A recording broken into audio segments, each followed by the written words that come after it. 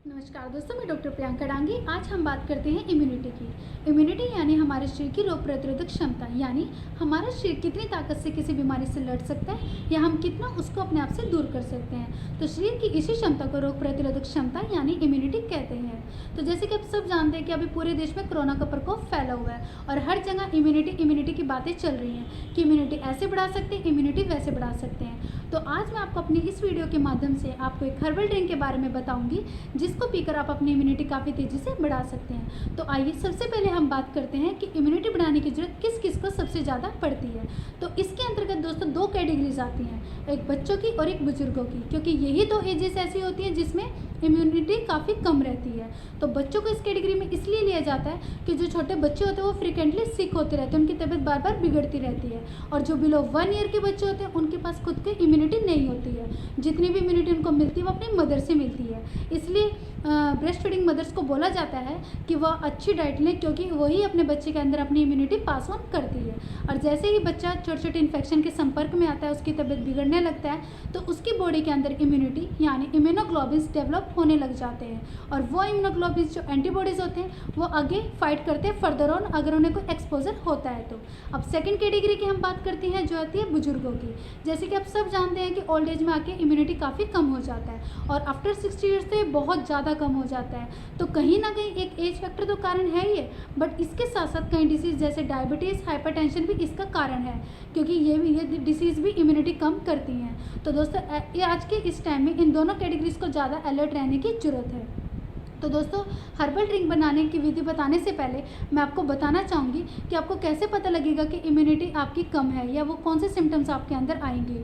आपकी इम्यूनिटी कम के सिम्टम्स ये होंगे कि आपको चलते हुए वीकनेस आएगी, या आपको ठंडा खाने ठंडा पीने से जिनको प्रॉब्लम होती है उनकी इम्यूनिटी कम होती है, या उनको जो हर 2 महीने बाद बीमार पड़ जाते हैं उनकी इम्यूनिटी कम हो जाती है, या सुबह जैसे ही बिस्तर से वो नीचे पैर रखते हैं और उनको वो एनर्जी फील नहीं हो पाती जो उनको होनी चाहिए। तो ये सब इम्यूनिटी के सिम्टम्स हैं, इससे पता लगता है कि उनकी इम्यूनिटी कम है।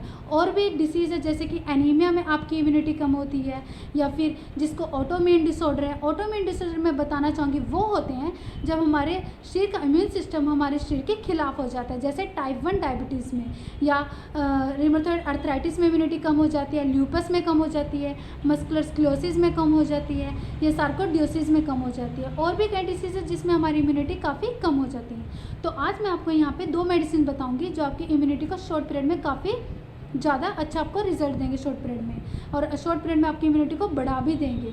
तो फर्स्ट वन है ओसीमम सैंक्टम, जिसको आप आम भाषा में तुलसी बोलते हैं, और टिनोस्पोरा कार्डिफोलिया, जिसको आप आम भाषा में गिलोय बोलते हैं। इन दोनों की आपको मदर टिंचर की बोतल ले लेनी है 30 ml।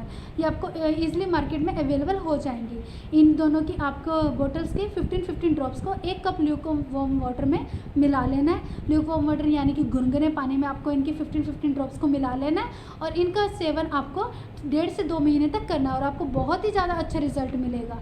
अब सेकंड हम बात करते हैं हर्बल ड्रिंक की।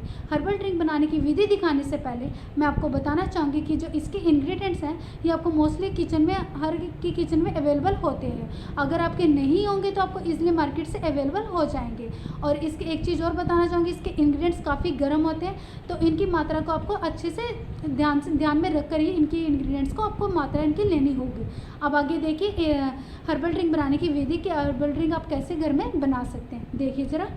इस काढ़ा बनाने के लिए मैंने जो सामान लिया है वो ये है: दालचीनी, लौंग, इलायची, अदरक कटा हुआ, काली मिर्च, नींबू और तुलसी के पत्ते।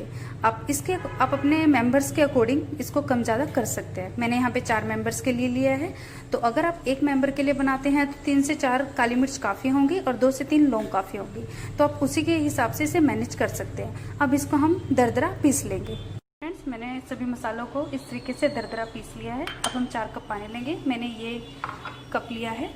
अब इस तरीके से आप 4 कप पानी डाल दीजिए।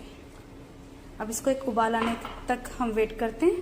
पानी गर्म हुआ तो हम इसके अंदर दालचीनी, लौंग, इलायची और काली मिर्च का दरदरा पिसा हुआ हम इसके अंदर मिक्सचर डाल देंगे। हमने जो अदरक के बारीक कटे हुए पीसेस रखे हुए थे हम इसको भी इसके अंदर ऐड कर देंगे। इसके अंदर तुलसी के पत्ते ऐड करेंगे और इसको चलाएंगे, और इसको धीमी आंच पे जब तक ये हाफ ना रह जाए तब तक इसको पकाएंगे धीमी आंच पे। तो फ्रेंड्स हमारा काढ़ा बन के तैयार हो गया। ये देखिए ये हाफ रह गया। अब इसको हम छान लेते हैं। फ्रेंड्स देखिए मैंने इसको छान लिया है और कप में डाल लिया है। अब इसके अंदर हम नींबू ऐड करेंगे।